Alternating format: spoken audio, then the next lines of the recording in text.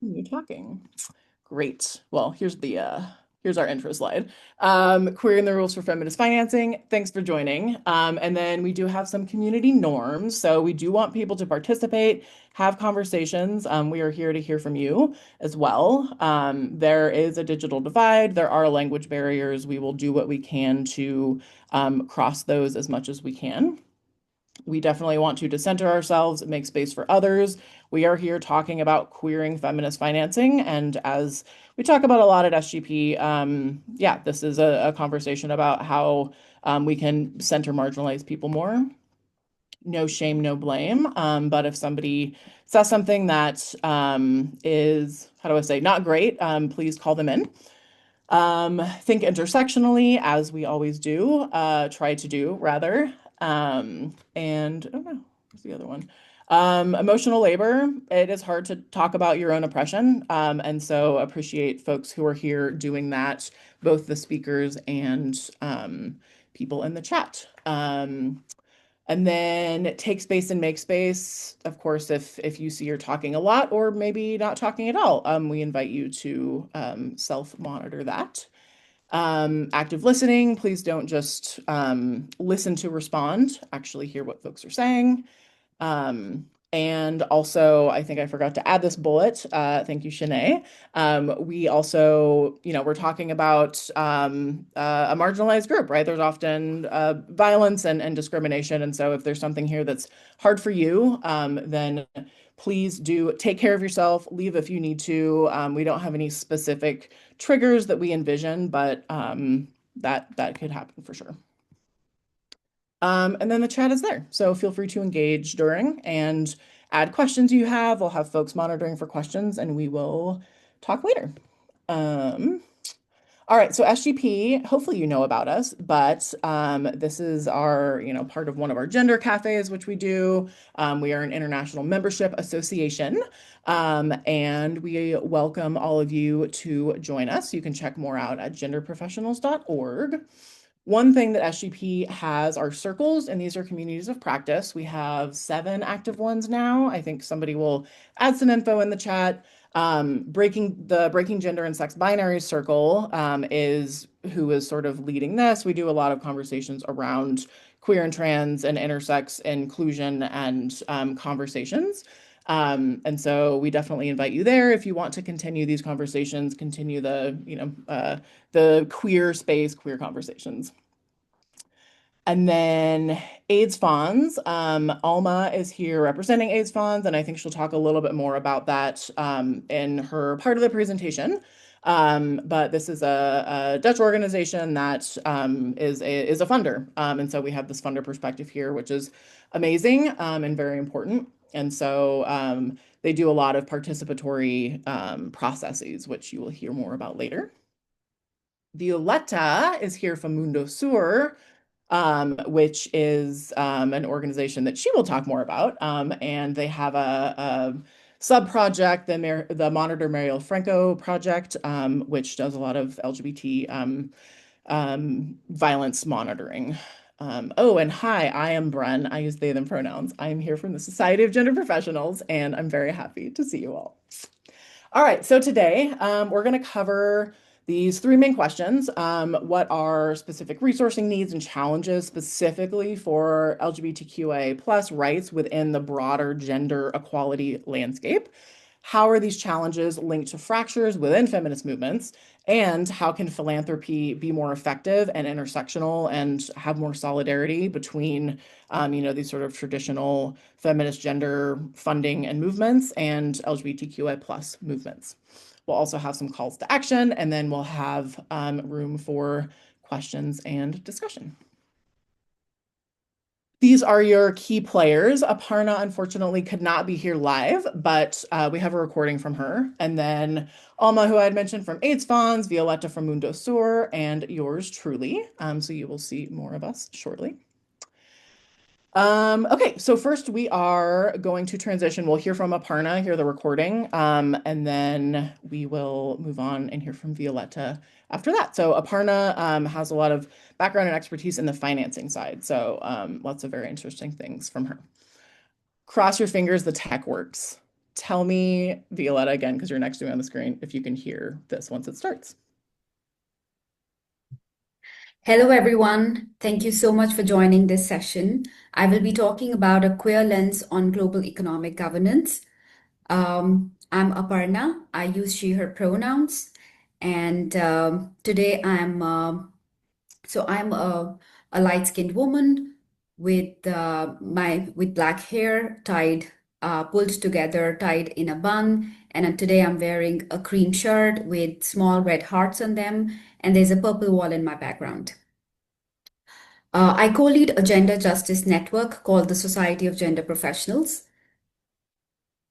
In recent years, we have seen an increasing momentum in global LGBTI funding, which is a testament to years of advocacy by civil society and philanthropic allies. According to the Global Philanthropy Project, global LGBTI funding outside the US increased by nearly $147 million, which is a 60%, which is almost a 60% increase between 2020 and 2022. Yet, in the larger picture, this remains a drop in the ocean of global giving. LGBTI funding still accounts for less than 39 cents of every $100 in foundation giving and less than 4 cents of every $100 of government development assistance. In stark contrast, just 3 anti-LGBTI organizations reported over $1 billion in revenues, which is more than 8,000 LGBTI human rights grantees, which is what they received combined.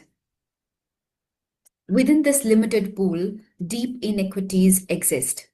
Only about 1/3 of LGBTI funding reaches the global South and East, which is home to nearly 90% of the world's population.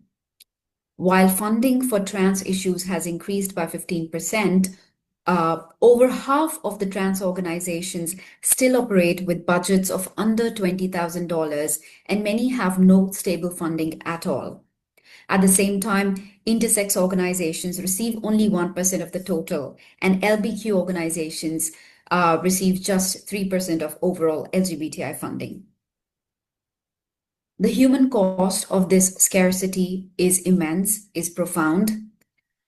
When the US government froze foreign assistance earlier this year, Outright International had to suspend 120 grants across 42 countries. This devastated grassroots programs that provided legal aid, mental health care, and livelihoods to LGBTQI people. In Southern Africa, safe spaces were shut down. In Ukraine, psychological support for displaced LGBTQI people ended abruptly. Similarly, when the Dutch government cut development aid by over 70%, many vital programs which addressed gender-based violence and reproductive rights for LGBTI people were dismantled. Now turning to the international policy stage, the fourth Financing for Development Conference, or FFD4, which illustrates how queer and trans lives remain erased from global economic governance.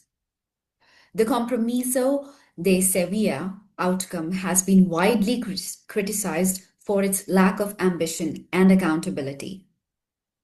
Negotiated behind closed doors, it fails to challenge unjust debt structures, sidelines global South voices, and promotes privatized, profit-oriented finance, while ignoring ongoing genocides, militarism, ecological injustice, and reparations.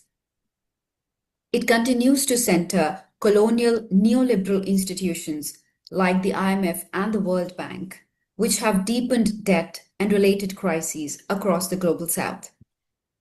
This agenda still treats women and gender diverse people as recipients of economic growth rather than active right holders who are shaping economic systems. A queer feminist lens was almost entirely missing from the F54. Debates on care, labor, debt, redistribution, and climate rarely acknowledged how heteronormative and cisnormative systems shape access to livelihoods, public services, and rights. The financing agenda remains trapped in binary notion of women's empowerment, overlooking gender diversity and sexuality as sites of economic marginalization and control. From observing the negotiations within from as part of the feminist workstream of the civil society mechanism to FFT, I noticed how advocacy centered almost entirely on women's rights, with queer and gender diverse people mentioned only symbolically in an add queer and stir approach. There was hesitation in demanding queer inclusion, as if it might jeopardize even the limited gains on women's rights. Yet, this caution reveals a deeper problem. Without confronting how patriarchal, colonial, neoliberal systems jointly target women, queer, and trans people alike, our feminist advocacy is incomplete. As Hussein Chiato's research on Lebanon's financial collapse shows, IMF austerity and World Bank reforms reinforce colonial and patriarchal systems, privileging privatization and heteronormative family models while excluding queer and trans people. Veronica Gago's uh, research highlights how debt acts as financial violence, disproportionately burdening women, lesbians, travesties, and trans people by privatizing their time and reproductive labor. Maya Mikdashi's concept of sextarianism shows how state power and sexuality are co-constituted, sustaining patriarchy and suppressing non-normative lives. Neoliberalism has reshaped queer movements, shifting advocacy towards visibility and corporate inclusion at the expense of structural justice. So queer movements are also not free from the impact of neoliberalism. Queer political economy reminds us that crisis responses privilege heteronormative families, masculinized productivity, and privatized care, rendering queer and trans lives economically invisible.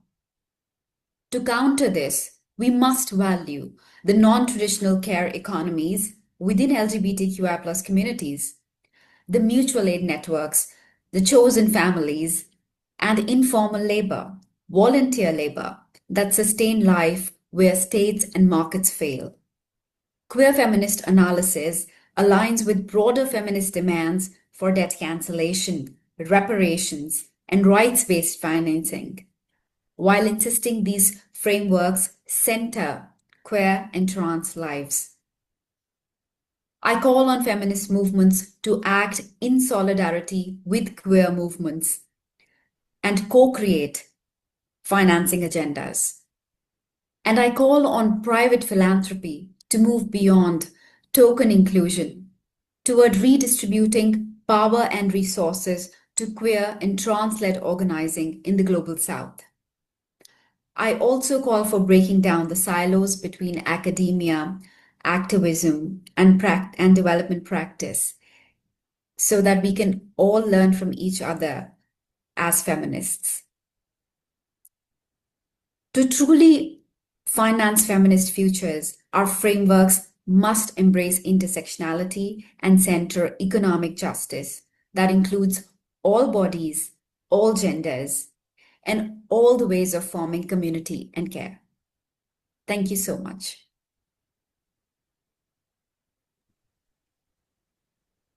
All right, let's see if I can advance without starting over. There we go. Awesome. Thank you so much, Aparna. I'm so glad she was able to share that video. And hopefully at some point in the future, you're able to talk to her more about this. All right, we are going to transition to hear from Violetta around the defunding that has happened with Mundo Sur and across the world for LGBTI work. Over to you.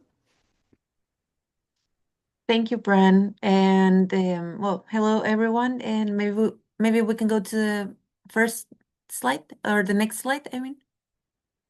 Okay. Again, thank you everyone. Thank you for being here. My name is Violeta Colman. I'm from Paraguay and I am part of the Society of Gender Professionals, but I'm also part of Mundo Sur. And Mundo Sur is a feminist organization based primarily in Argentina, although its members, like me, we're from different Latin American countries and we are spread across continents. And in my case, I am based in the US right now. So I bring the case of Mundo Sur and I bring the case specifically of the work that we've been doing because these conversations are very related to money. And we should also know that these conversations about feminist funding in particular are important because it's not only about the resources, but also about the power, the sustainability, and the care.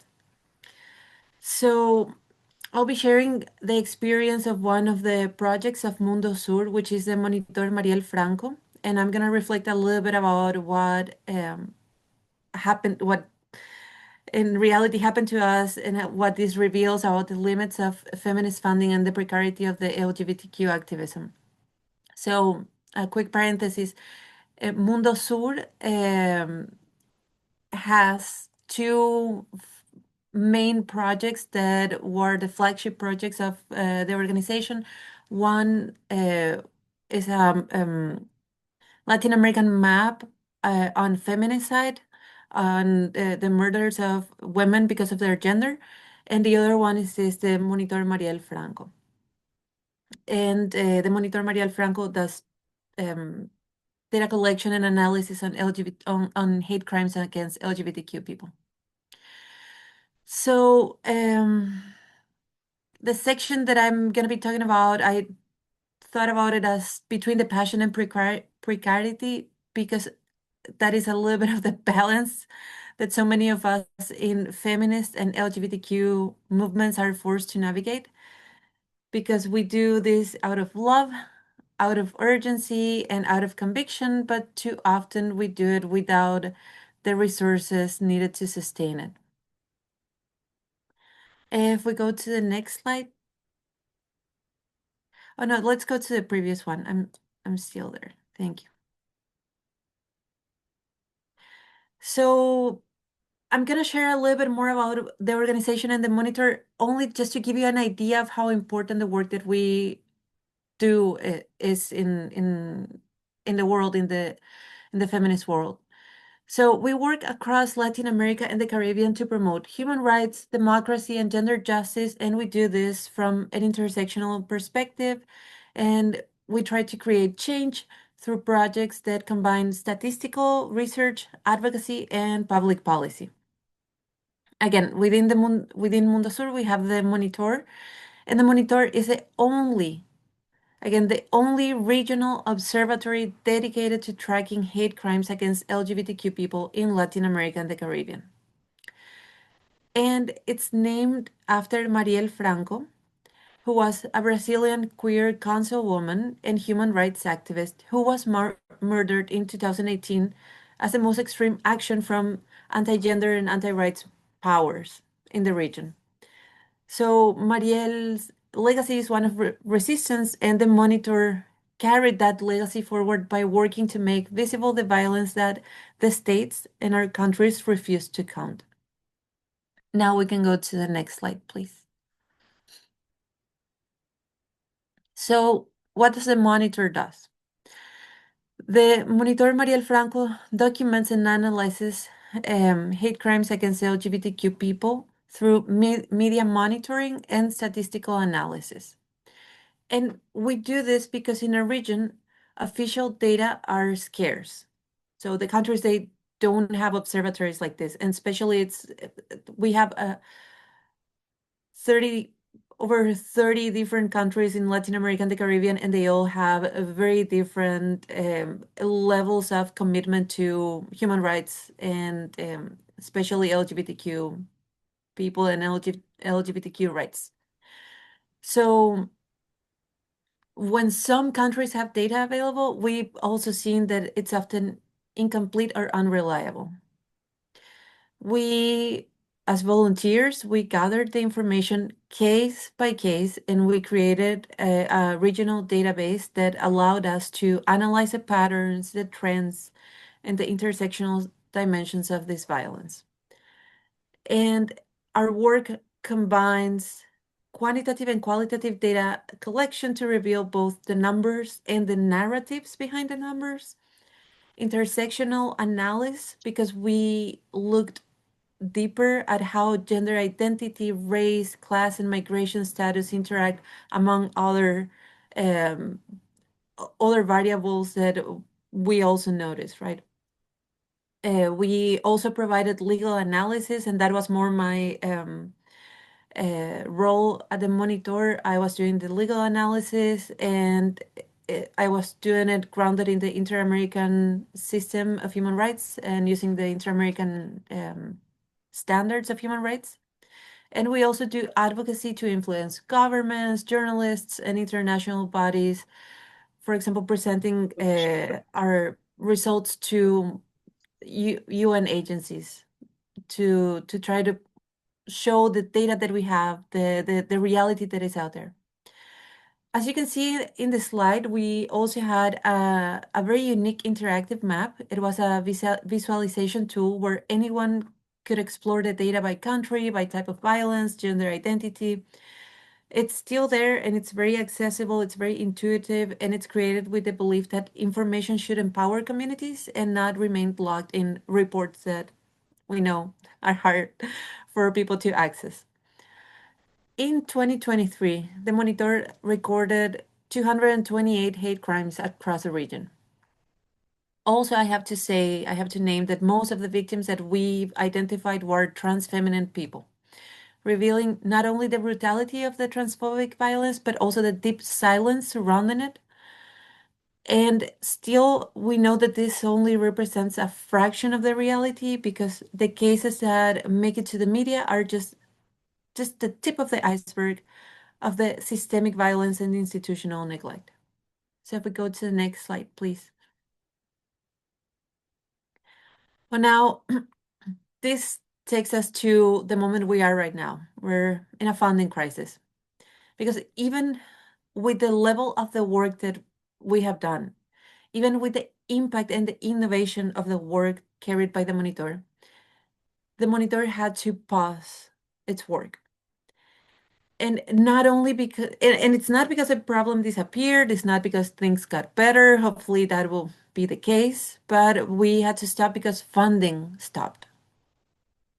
And this experience exposes a pattern that many of us in feminist movements know very well, which is that when resources shrink, LGBTQ projects are often the first ones to lose support, even within feminist organizations. And many times the funding that is out there for things that are a little bit, I'm gonna say, quote unquote, controversial, like women's financial empowerment or political participation, or even violence against women, because that is there's kind of like an understanding that even conservative people and anti-gender and anti-rights people, they might agree that they, they cannot touch the money for that. They do it, but so I also want to express that this is not a critique of Mundo Sur at all, because our team and the leadership of Mundo Sur, they are committed to intersectionality, and they are desperately looking for funds to secure the work of the monitor and the team that is behind the monitor. But it does reflect something deeper about the broader feminist funding ecosystem, where the intersectional work is celebrated in the speech, but not in the practice with resources. And this is something that touches very deeply to my experience, and probably the experience of many of you, that feminist organizations often survive on a mix of small grants and volunteer labor. We depend on unpaid hours, emotional labor, and personal sacrifice. And while that commitment is super powerful, it is not sustainable because passion cannot replace funding. And as we say it in Spanish, that thing that they call love is unpaid labor. Eso que llaman amor es trabajo no pago. So even with a team of volunteers deeply committed to the cause, the monitor had to stop. And also this pause carries a symbolic weight because it becomes a reproduction of the economic exclusions that LGBTQ people face, which is something that we mention in every report and is something that is also grounded in the recommendations from the Inter-American Commission of Human Rights, that to actually stop, to actually address hate crimes and violence against LGBTQ people, we also have to, the states have to address the conditions that promote the exclusion and the violence and the discrimination against LGBTQ people. And the economic exclusion is a big, big part of it. So if we go to the next slide, please. Yes, and we are at time, so Yeah, yeah. good. Yeah, this is less than a minute. So why does this matter?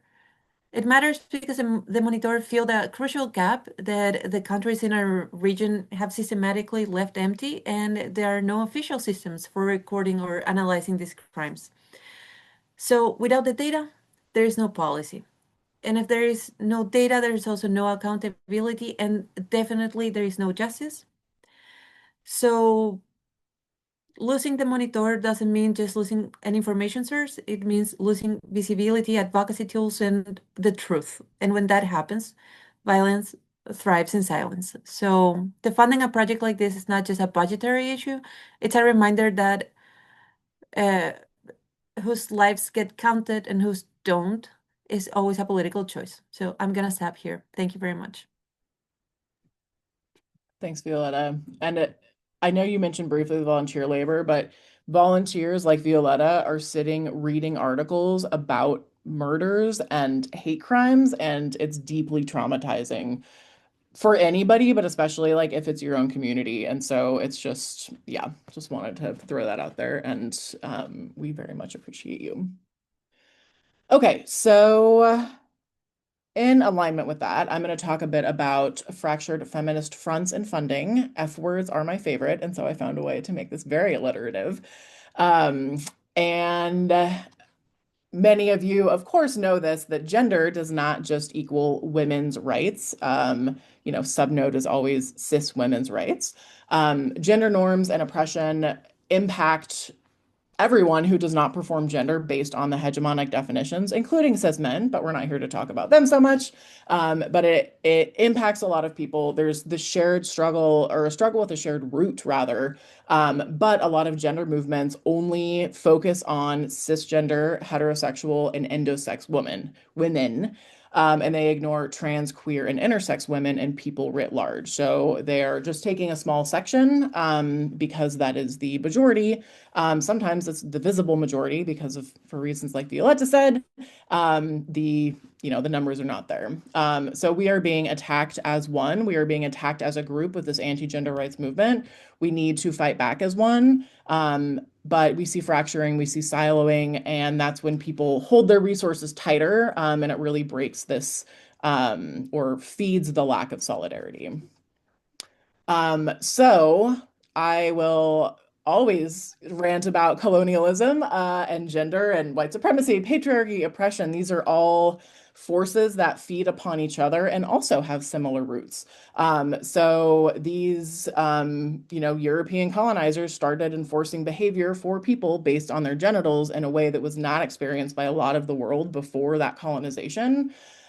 They specifically eradicated queerness, gender diversity, sex diversity, sometimes through laws, making things illegal, sometimes through changing social norms, using religion, sometimes actual murder. Intersex babies they still experience non-consensual surgeries in a lot of the world. And yeah, that is an issue. Intersex activists will talk about that often.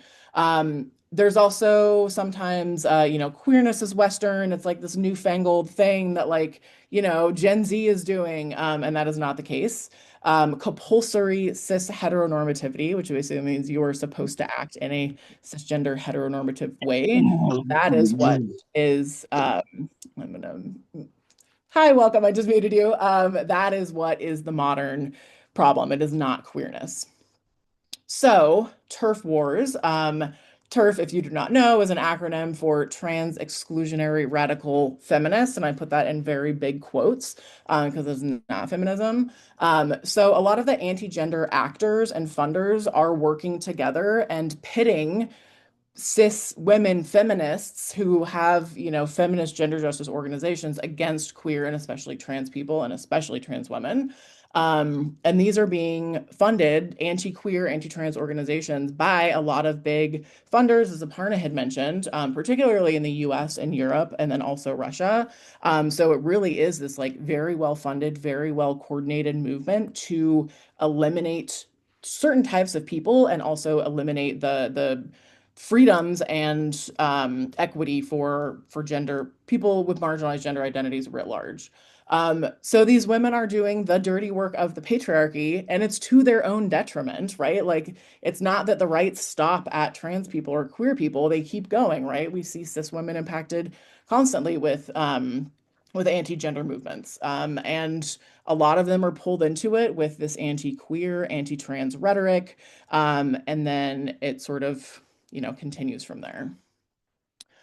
We also have a lot of fracturing around like white or northern or Western feminism. So feminist movements, um, I I will say especially in the US, but also especially not in the US. Definitely in both have long been centered, dominated by whoever has the most power and privilege, which of course is generally white women, non-disabled women. And even in the 1920s in the US, white suffragists, so like white women fighting for the right to vote for themselves, some of them campaigned against their own right to vote because they did not want Black people to have the right to vote. Like that's how deep the bigotry is that people will give up their own rights because they don't want others to have rights, which blows my mind. DEI initiatives in the US, which are completely under attack now, as you may have heard, have largely actually only benefited white cis women. They other groups have actually had less inclusion in some situations because white women have taken up more space. So these structures of like colonial and patriarchal domination are still being reproduced. The narratives and then the funding, of course, to follow that. They're ignoring the most marginalized. They're saying, oh, well, we have the power, we have the majority, so we get to decide what happens with the conversations and the money. A report that I think I have linked maybe in here by Advancing Human Rights found that of more than 27,000 human rights grants that they looked at, only 22% were intended to benefit more than one population, like more than one group or people with intersecting identities, and fewer than 5% reference three or more identities. So, for example, a woman of color who is LGBTQI or LBTQI. So very, very few are actually funding that intersectionality. And then if we look at this report, yeah, here we go. I link here. You can see that at the very bottom of the list, sorry, to explain this, this is the percentage of the grants, the number total and the percentage that covers two or more populations. So people with disabilities and LGBTQI people are at the bottom of that list. Only a third of grants are actually meant to support people with more than one identity. And right, we know that often, maybe we don't all know, but often in the LGBTQI movement, cis men are centered, especially cis white gay men in the US. So how many of those funds, to the point of the next slide, are actually going towards people who are not that?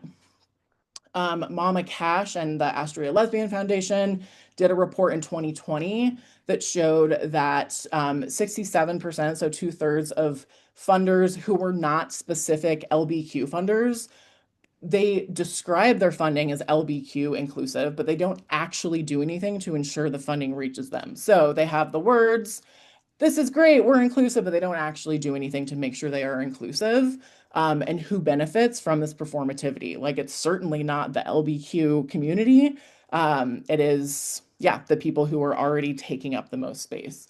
And just a terminology note, the report, the researchers went through a lot around language and identity. So LBQ in this instance is lesbian, bisexual, and queer women, cis and trans, and non-binary people. So folks who were not cis men, largely. I will end with two memes that I really like. They have stuck with me. One is equal rights for others does not mean fewer rights for you. It's not pie.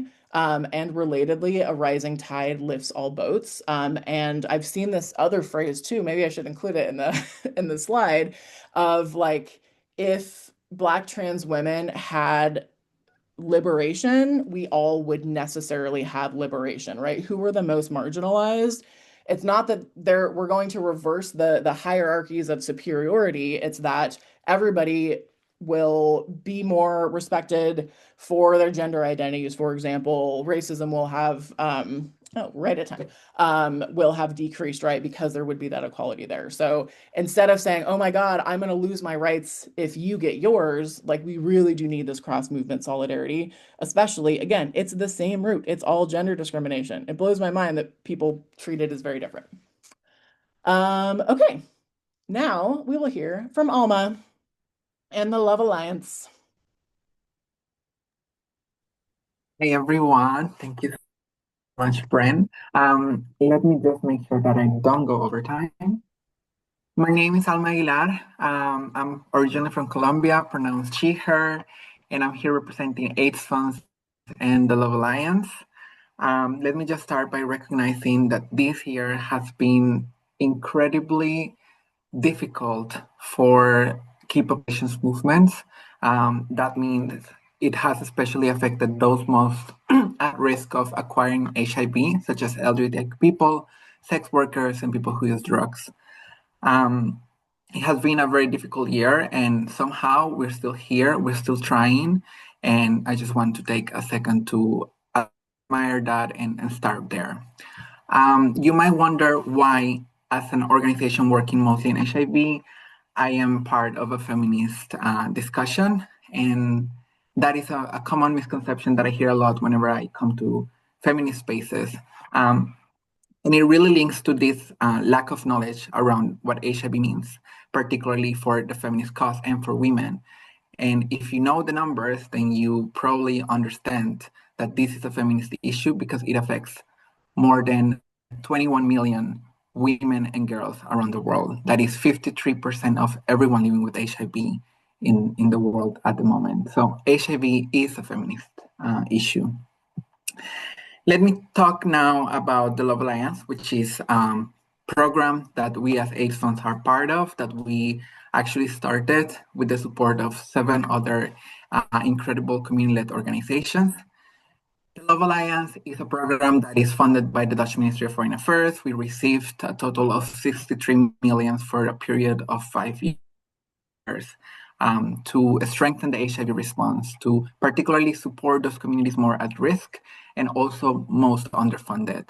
We are active in 10 African countries across the different regions. So we mostly work in the Swana region, in West Africa, East Africa, but also in the Southern African region, and also regionally. We strengthen a lot of movement building and advocacy there. At the heart of our consortium was participatory grant making, which is a tool for grant making to ensure that communities are the ones leading when it comes to all the financial decisions that need to be made. But we also combined that with thought leadership and global advocacy because we really wanted to have a comprehensive program that would not only simply provide access to resources, but in a way also serve as a platform to uplift and support the advocacy that our communities were doing. And in doing that, we recognized that our role slowly started changing as we were also learning from the communities that we were engaging with. And so that's why now we also talk about being an involved funder, which is the role that we recognize for ourselves, because we not only provide the resources, but we also advocate alongside our communities to ensure that more funding is allocated to the HIV response, particularly for a lot of different programming that is required at different national levels in which we work. Why participatory grant making? Well, I already replied to that. Participatory grant making is a model that seeks to, at its core, redistribute power. Most traditional grant making mechanisms have been very top-down. So it's usually global north organizations who are dictating what the priorities for funding should look like and should be for organizations from the majority world, all the global south. So participatory grant making has, in a way, allowed us to redistribute that power, to center our communities, again, in all the decisions that we make, and truly transform the philanthropic world in a way. When we started working in the different countries in which we were active, we realized that there was significant gaps that remained for our communities from how traditional funding was working. A few of them included, for instance, that other donors had very complex grant application procedures and requirements, which basically prevented especially nascent organizations to get access to funding. Most of the funding out there was also very short term. It was very lower grants being awarded to community-led organizations. There were a lot of power imbalances. So a lot of the times communities did not feel heard, but actually just felt that they were seen as a mere recipient of funding. There was a poor reach to those most marginalized and historically underfunded. So think of trans people, LGBTQ women, intersex people, people living with advanced AIDS, people with disabilities across the different communities. And a lot of the funding that was out there was really targeted to emergency situations. So there was not really a cohesive and strong infrastructure for supporting the architecture of advocacy, which is providing core support for the organization so that they can be resilient and survive. There was a lot of underfunding as well for advocacy programs. A lot of the times the funding was really programmatically based, and we really tried to change that. So in the span of 5 years in which we were active, what we did was simplify our grant application procedure. We allowed for nascent organizations to get access more quickly to resources by shifting our policies, by learning from each other as a consortium, because we worked with community-led organizations that were also funders in the different regions in which we work. So for instance, UHAI, Ishtao, Arasa at one point, AFE at a different point. And we were constantly learning from each other's grant-making mechanisms. We were able to provide different types of long, medium, and short-term grants to 313 organizations so far in the 4.5 years that we have been active. We implemented a fully participatory approach. We also committed to ensuring that at least 66% of all funding went directly to the communities. We recognize that as intermediary organizations, a lot of the times we are also beneficiaries of a lot of this funding, because as we attract funding, we also have our own costs, and we really try to be mindful of that. So every time that we could, we would constantly allocate underspends to bridge any gaps that were out there in terms of funding for strengthening advocacy. We also provided ourselves capacity strengthening, or just linking and learning from the different regions, or for instance, supporting nascent organizations in finding fiscal host if that is something that they require, by committing also to ensuring that at the end of the contract, that organization would be able to get funding itself. So strengthening also the infrastructure needed to get access to more funding.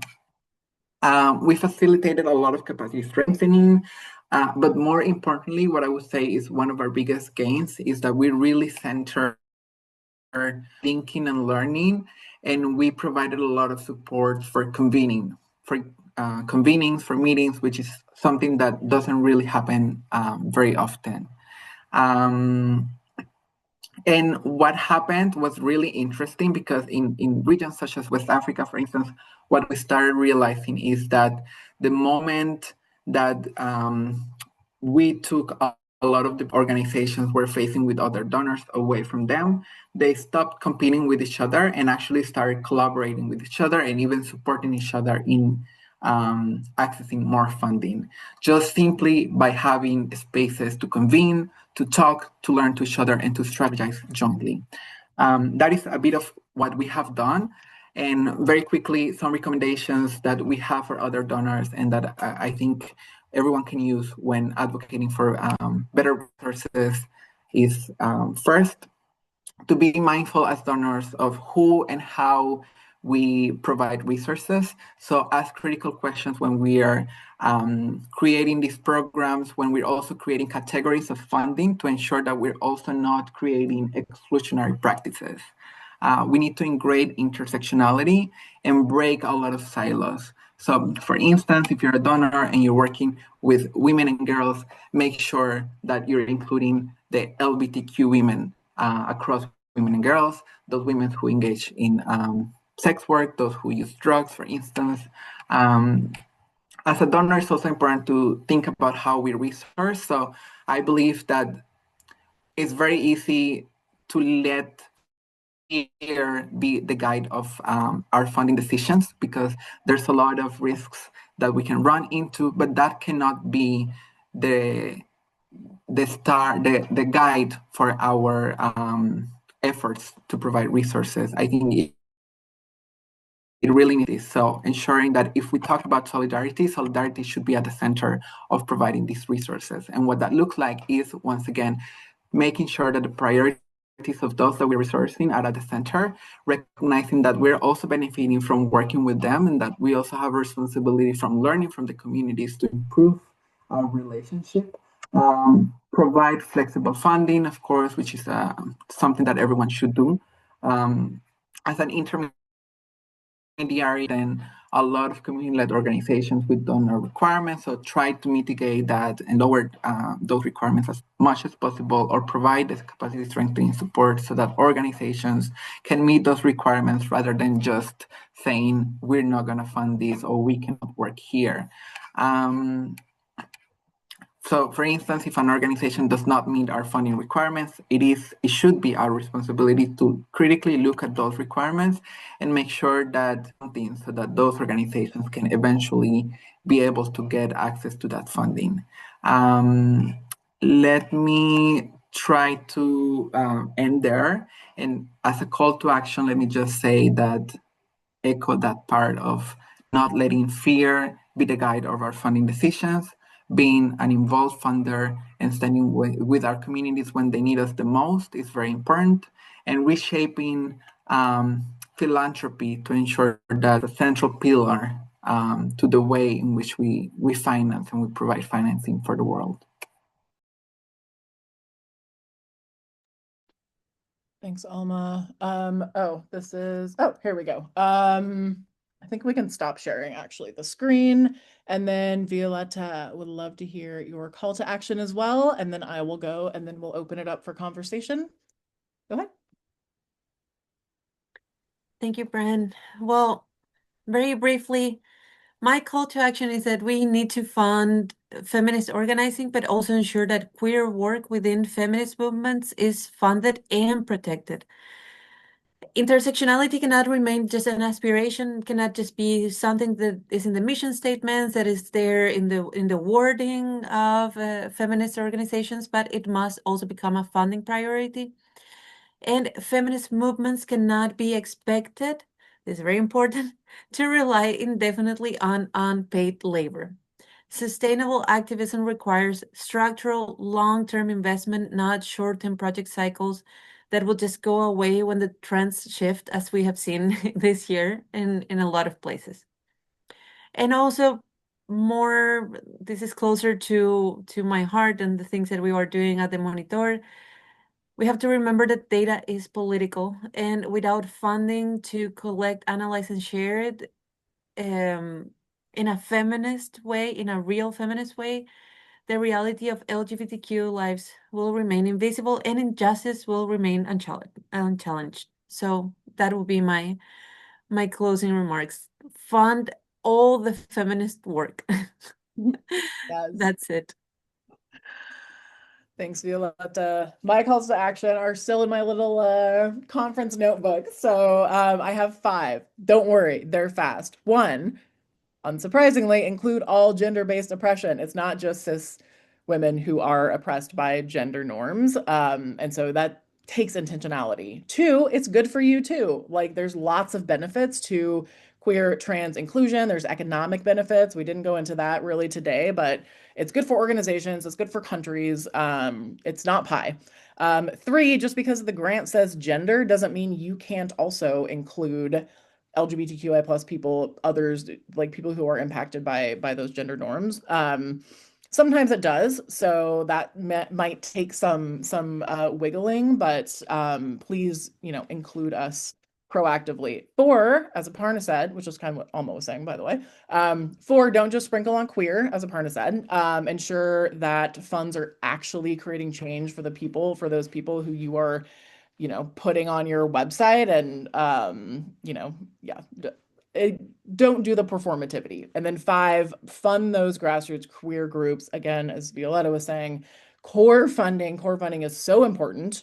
And the underground ones really need that support, right? Like the big organizations, like sure, they also need the support, but there's a very big difference between ILGA and a queer Ugandan grassroots organization in a country that is non-permissive. So that is my call to action. And then I will gracefully transition us to the conversation part. So we had some reflection questions and invite folks to add questions for us, any thoughts that you had, any experiences. Our reflection questions are, what lessons can you share about your own experiences with queering feminist funding? And then are there blockers to centering queer, trans, and intersex people in your gender work? Let's work through some of those. Let's try to figure out how to unblock those. And then Shanae had also put in the chat, let me find it again. Is there what was new? What's a takeaway you have? So yeah, just opening up space. I know we're at the hour. If folks need to leave. That is unfortunate, but also we understand. Thanks for being here, and please do stay with us for some conversation. So I will stop talking now. You can raise your hand. You can come off mute. Also going to the folks who were looking at the chat, if there were any questions that came up, please do share. And then Bharti, I think you can unspotlight everyone so we're shared face space.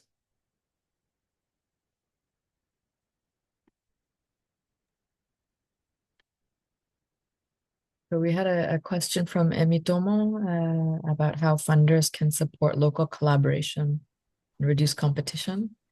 It was Is not a that question. It was not a oh, question. It was what I gained from the session. aha, sorry. Mm-hmm. Yeah, thanks, Emitomo. Actually, I'm curious to hear if you feel like sharing more. Because I heard Cyrus say the word competition. Can you share more about that part of it, like competition between local groups or between like yeah. Local groups. I think I might know one of the convenings Alma was referring to, the Love Alliance. Yeah. So Love ISDAO convened LGBTQI women last year. And a couple of organizations met there, but that was more regional. But I've also been to ISDAO's Love Alliance meetings where I see like their grantees together. And I believe that sort of brings them together more often than they normally would. So yeah, that sort of just came out for me because though I had been in those spaces, I didn't really see it as a medium for bridging gaps or a way of reducing competition, because yeah, there is competition at the local level because the grants available aren't much to sustain over 100 of NGOs that we have in Nigeria, and then the little grants that are for organizations specifically. So yeah, the convenience are just like, I think that's something other funders could look into, and just bringing together their grantees or just other local organizations to collaborate together, to see more of themselves as more of partners. Yeah, thanks, Ibitomo. And Alma, I don't know if you have any response to that. If not, that's okay. And then we can move on to David, Yeah. who's here. Well, Martina responds, I mean, I sometimes having these conversations find it so, in a way, exciting that things are changing, but at the same time, it breaks my heart that the standard has been low for so funders were afraid of providing resources for convenings, even though they were supporting communities. And part of working as a community is understanding that the sense of unity, of coming together, is important for us. It's at the core of the work that we do. And so, yeah, things are changing, and we're changing a lot. And unfortunately, this year, a lot of those changes have also drastically, once again, changed because we lost a lot of funding, especially the HIV response. But I think our work right now is how to sustain a lot of these incredible lessons that we have learned to ensure whatever new architecture for funding comes out, address these issues, continues to be shaped by the very people that are at the core of all of these funding decisions. And yeah, that I will leave it there. David? Yeah, thank you. Thank you so much. I think I have like three questions, but we can juggle on them to see. I've been in this space for close to 5-7 years, but we are facing quite a number of challenges, more so the local led organizations that are run by LGBTQ and the gender transforming queers. And there is no flow of money. For example, you have call for proposals that are, most of them are anchored by international organizations, but sometimes you apply, you meet all the requirements, but then you realize that people or organizations that have been part and parcel of those funding for close to, some of them go to 3 years, some of them goes to 4 years. So what sometimes I wonder, why do, if maybe it is an open call, and then some of these funders knows very well that we are not going to give these local institutions, we're only going to fund international organizations. The first question is, what are some of the structural or institutional barriers that most of these funders are seeing in the local organizations facing the access to direct funding, maybe from international donors that are renowned for funding the feminists? And one of those things like bureaucratic requirements,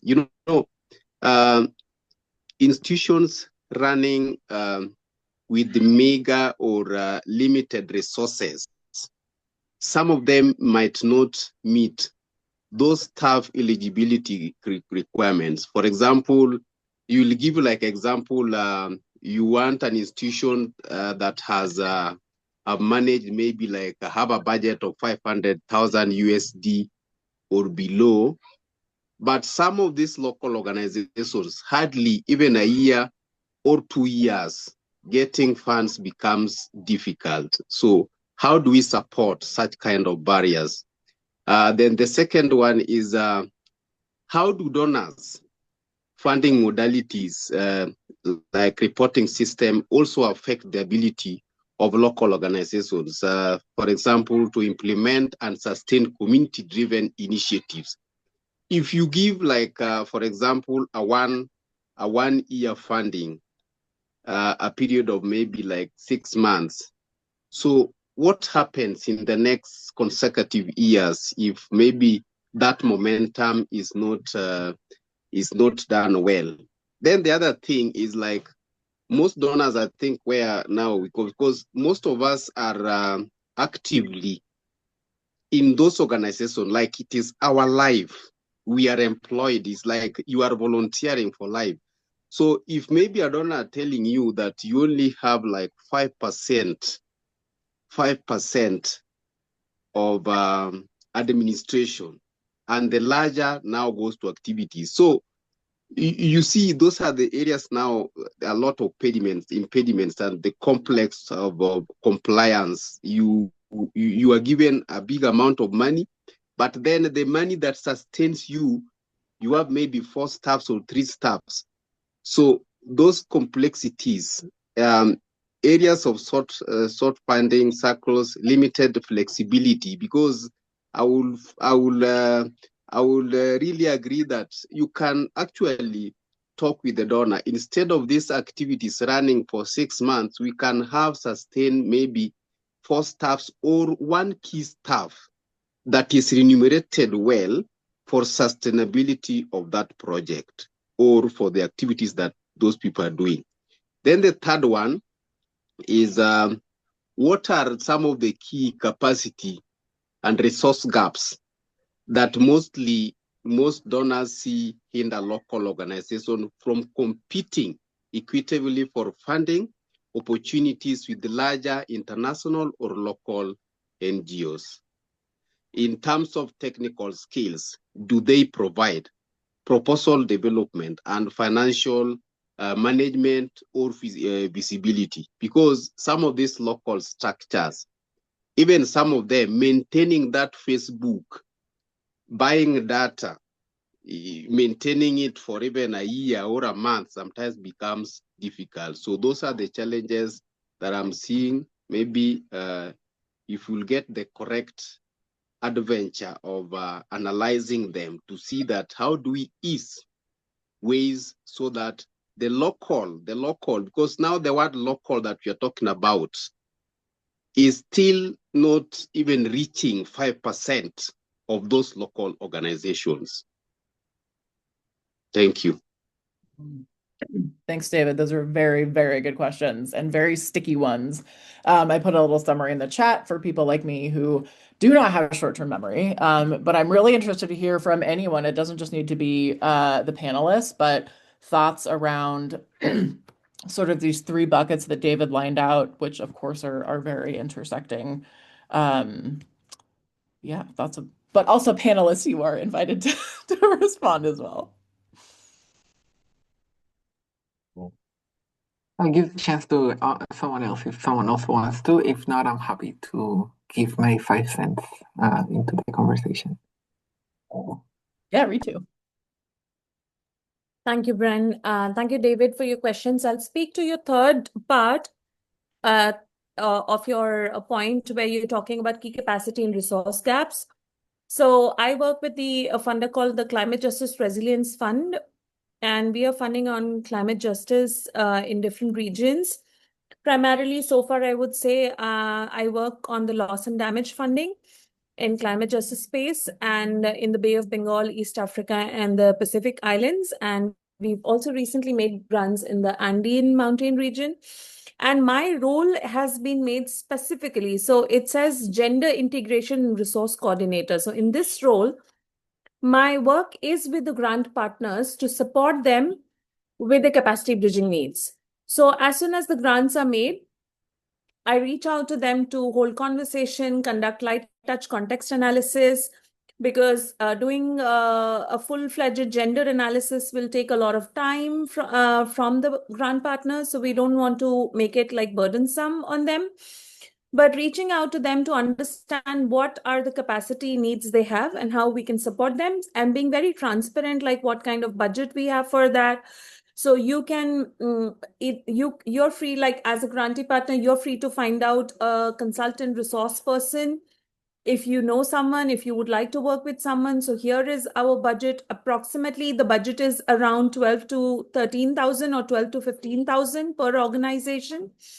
And sometimes if they don't know anyone, they can also ask for my support that, okay, Ritu, we don't know, but can you help us find out someone? We want to work this. And this is absolutely rooted in the principle of self-determination. So they are the ones best to know like what capacity needs they have and what would support them. And I call myself as like a accompanier, not like we don't use word like capacity building, but bridging. So they already have capacities, and how we can act like an accompaniment or accompanier, walking alongside them in this journey, and act like a like be present and be a good listener. So sometimes, and also being very transparent that, oh, you may have a lot of needs, organizational needs, we may not be able to support with everything, but here is what you have and do what you can do with this. So yeah, and often also connecting them with other grant partners. Say, for instance, if there is a grant partner in East Africa, I'll give a specific example. So we have a grant partner called Pelham in Uganda, and they are working with a indigenous tribal community called Batwa community in Uganda. And we have a grant partner in Bangladesh who's working with, again, indigenous tribal community in Bangladesh. So we often find like, okay, what could be like a cross-pollination look like? Why don't you both have some conversation and see like what is happening in your context, and what can you learn from each other? So that's also something kind of a role that I'm playing. So yeah, I just wanted to say and this is also an experimentative role for CGRF. It's like they never had a role like this before me. So yeah, just wanted to contribute with that. Thank you so much. Thanks so much, Ritu. As a responder, not as a moderator, one of the takeaways I had from the conference was just thinking about more of the collaboration and solidarity from like organizational strength perspectives.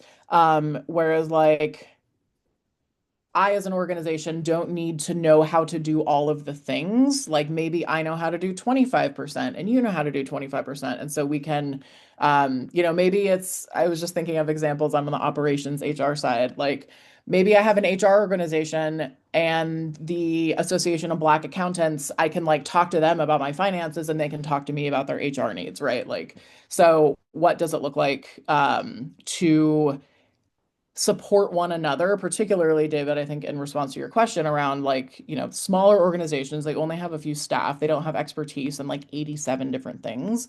And I really appreciated that about the conference and thinking of ways that we can work together and not just work in the silos. And then I also have so many thoughts, which is a whole different conversation, but around like core funding, particularly with organizations that focused on oppressed people. The people who work there are usually part of that group, right? So like if I work at a queer organization as HR and operations side, obviously that's my view, like it's really hard for me to find funding, even though I am a queer person fighting for queer justice, right? And so like, what does it look like to think about that core funding for particularly operations or flexibility in programs as a way to like support employment for people doing this work so that it's not all volunteer work, as Violetta was saying. So that maybe can be a future conversation. Emitomo. Hey, thank you, Bren. I wrote an essay last year. It will be published this year. I'll share it with you. And I had some key informant interviews, and these are some of the findings I think could this question. One is strengthening organization, Ford Foundation, because I spoke to someone who used to work at Ford. What they do is they walk the organizations through their 2 to 3 years strategic plan. So even after the grants they have or after the project that they are funding them for ends, while that project is ongoing, the organization, the funder, wants to see a 3 year strategy or supports them in creating a 3 year strategy that is sustainable, or perhaps that also factors in resourcing the projects that will be ongoing for those 3 years. Another thing is, oh gosh, I've forgotten this. Oh, gosh, if I remember, I'll probably type it out. But yes, that's one. Oh, another thing is they do training. They also support training for staff as well.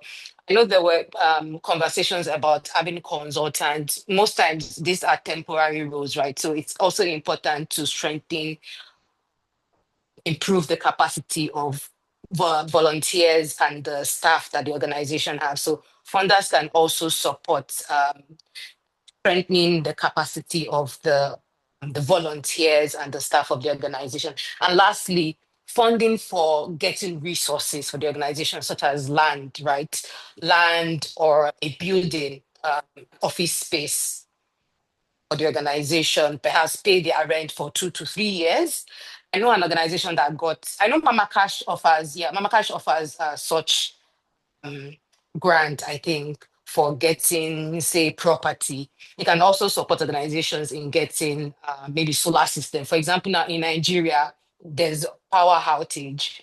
So you most likely would need a solar system, an inverter in your organization to power it, or generator, and generator would consume more fuel than solar. So those are some of the ways that I think funders can support organizations institutionally, their operations, even after the project. Yeah, thanks, Mutomo. That's such a good observation around, or addition around, like funding, which I will call the non-sexy things. Like saying we have a land grant fund is much less sexy than saying we support, like whatever the big thing is. But it's really, really important because we can't do the big thing if you don't have the infrastructure, the interstitial support of all of the other things. Irene, go ahead.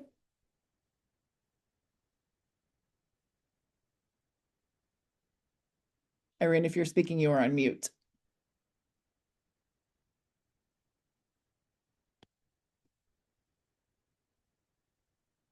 Irene? Hi, thanks for the patience. I had some technical problems. No. So I volunteer in several organizations in Spain. I wanted to come back to something I think Bren highlighted in their presentation, which is that sometimes gender funding with gender, when we try in gender organizations or LGTB organizations to fund and to improve in our intersectionality, like especially like in the programs and in the interventions, we very often collide with the political climate in our country or in our region, which is obvious, but I wanted to bring a small example from concerning Madrid region, where there's been a recent overlap of like a backlash actually of the LGBTQ funding with the regional government has stated that LGBT funding from now on will be shared with social exclusion funds. What does social exclusion population, social exclusionary population means? Sorry for my bad English. It means that, for instance, like for travelers and migrants and Romani people and all marginalized populations, like subgroups of Madrid populations, that we will share specific LGBT funding with other specific social programs, which traditionally was not the case. So it is super complicated for NGOs to try to bring and to share this intersectional vision, plus this, so to say, competition with other NGOs, which traditionally didn't compete for these fundings with ours. So it is super complicated to both to keep like the intersectional perspective, and at the same time, some more traditional NGOs that work for minorities, like ethnical minorities in Spain, for instance, due to these governmental policies, like very conservative policies, are trying that we compete among us. And it's so dangerous and it's so conservative. And we are really like super astonished and we don't know how to go on, but to enhance the collaboration, of course. But yeah, there is the reality that for in order to applicate for these funds, we will really need to yeah, I hate to say that, but we will really need to compete. And it's such a bad scope, like horizon in the future for yeah, for feminist organizations of all kinds, also including minorities and a Romani population in Spain. So I just wanted to bring this example as because it's super complex. It's like one step further in this competing for the funding and to bring more intersectional vision to our programs and applications. And at the same time, other organizations are not that intersectional and they really speak that separation and competition language. Thanks. I hope I made myself clear. Yes, thank you, Irene. And yeah, they're just so good at all of this terrible work, including the defunding and pitting people against each other. I was talking to someone yesterday just about general feminist movements and human nature, and like, yeah, if you're losing your resources, of course it makes sense. Like, we don't want to lose our resources, so we constrict. And it really, yeah, it's so important. And also, it's really hard to maintain that solidarity and that collaboration when it's just shrinking massively. I don't see any other hands. So, Alma, Salome, go ahead. And then, Alma, if there's time, we can come back to what you were going to say. But yeah, Salome, go ahead. It's interesting. I spoke to a lot of points that kind of also mirror things in India, and also the questions that David brought up. The first thing that I want to say, which I find that people kind of in these conversations skirt around this. I don't know why they do this, but funding for human rights is the work of politics. And NGOs historically seem to kind of distance themselves from identifying politically and organizing politically. One success story is what I want to share, actually, before I go into the negatives, is how LGBTQ advocacy within the state of Tamil Nadu in India. So this is the southernmost state, one of the progressive states, one of the very few progressive states. I want to state very categorically that NGOs alone cannot solve the world's problems. I do not understand why that has not sunk into a lot of folks. Today, and this is my home state, this is where I vote, if LGBTQ folks have government level representation, organizations feel safe operating here, everything from health services to police to all the basic welfare services are available. I'm not saying we're excellent at it, but we're doing remarkably well. It's only because grassroots workers do political organizing as well as run their NGOs. So there is a level of balance as opposed to like a group of people becoming careerists in the NGO field.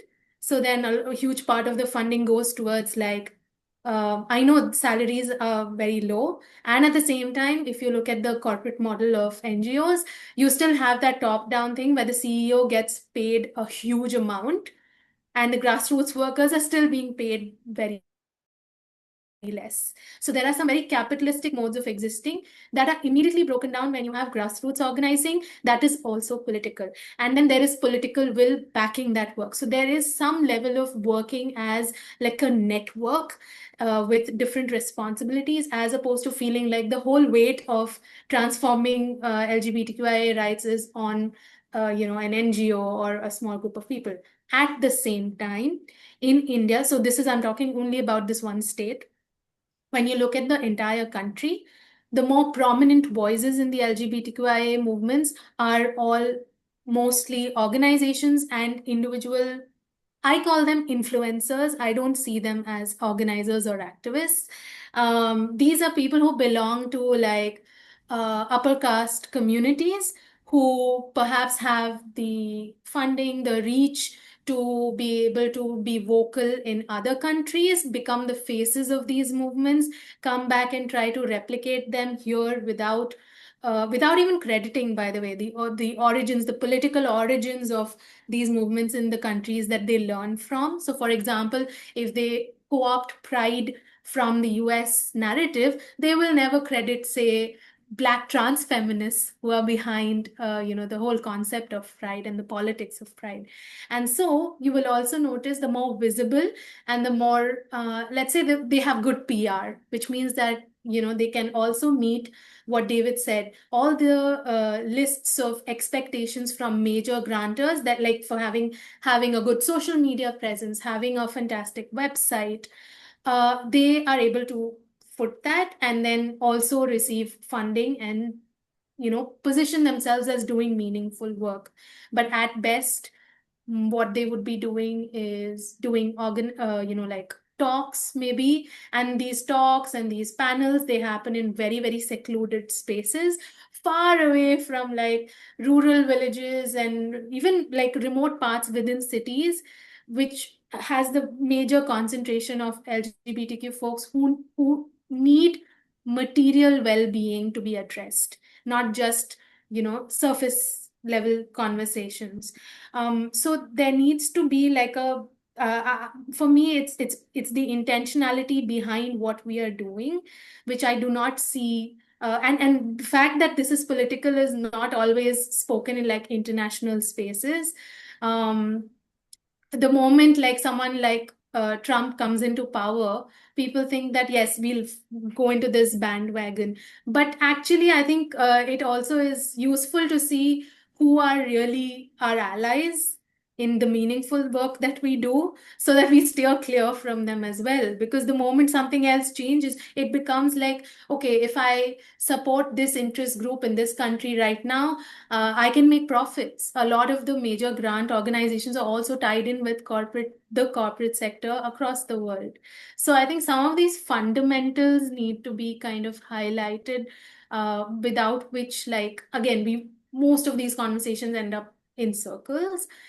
And one great thing that I've noticed is that in spite of this, the way grassroots organizations are still able to survive is because they address material needs. They still do mutual aid. They do things like providing healthcare. This is the basic. This is the very basic. This is where, and it's interesting, Alma talked about, HIV funding being affected this year. But we still have communities supporting each other, except they are not the most visible somehow. So we need like a fundamental reset on even the concept of whether this kind of funding is the only way for us to be able to do the work that we're doing. And then also, how do we make sense of the chaos and do the work while the chaos is like unfolding? Like there are a lot of things that are going to be unpredictable in the next 5 years as well. So, yeah. Thank you, Salome. That reminds me of the like we're building the plane while we're flying it, but also we're flying it through a tornado, and so it's falling apart at the same time, and we're trying to rebuild it and fly it. Okay, we are about at time. Alma, did you want to share anything else quickly that you had mentioned before? You had something to share, and then we can close out. Just first, appreciate all of the different things people shared today. It's always very good. I don't think there's ever a single person or organization that can know everything. So I always appreciate these spaces. And just to echo what Salome was mentioning around the need. I mean, NGOs are there also for a reason, right? There's a lot of gaps that NGOs are made to breach because of the lack of state support or persecution, and especially in those countries where there's criminalization. But it is true that we do need to recognize that NGOs and our whole sector should be transitional, right? We cannot continue with the mindset that this is a professional path and that this is something that when we think about sustainability will be there in 30, 50 years. The idea is that none of this is needed at a point. And part of what we do, which I think is also very valuable, is support leadership. And as I said, also for the infrastructures. And what that means is also supporting the livelihood of the people who are part of these NGOs, who are also part of society, who are also then the part of the people who often run for political parties or who have linkages with those working at the NGOs, connections there. And I do agree, there's a lot of need for solidarity, for like working together. And yes, the odds, despite the lack of funding, organizations are still functioning.